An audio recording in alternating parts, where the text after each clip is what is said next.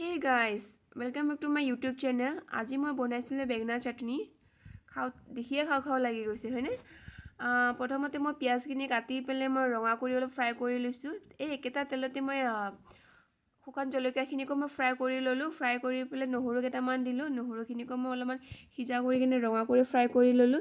এই গোটেইখিনি মানে চবখিনি নহৰু পিঁয়াজ আৰু শুকান জলকীয়াখিনি গোটেইখিনি একেলগে মিক্স কৰি ল'ম ভালদৰে। এই ভালকৈ মিক্স কৰি লোৱাৰ পিছত অলপমান নিমখ দিম। নিমখখিনিকো ভালদৰে মিক্স কৰি ল'ম। নিমখখিনি ভাল কৰি মিক্স হোৱাৰ পিছত মই ইয়াতে দি দিম মই বেঙেনাটো মই পুৰি কিনে আগতে ৰাখি থৈ দিছিলোঁ। বেঙেনাখিনি মই পুৰি লৈ থৈ দিয়াখিনি ইয়াতে মিক্স কৰি ল'ম গোটেইখিনি একেলগে। চাওচোন দেখিবলৈ ইমান ধুনীয়া হৈছে ন। ইয়াতে বাৰু ধনিয়া পাতা দিলে আৰু ভাল লাগিলে হয়, কিন্তু ধনিয়া পাতা নাছিলে কাৰণে নিদিলোঁ মই। আজি মই মগু দালি বনালোঁ, এপিনে নেচেৰা আলু ভাজি, এইটো হৈছে বেঙেনা চাটনি। আপোনালোকে যদি মোৰ ভিডিঅ' চাই ভাল পায় তেনেহ'লে প্লিজ ছাবস্ক্ৰাইব কৰি দিব। Bye bye.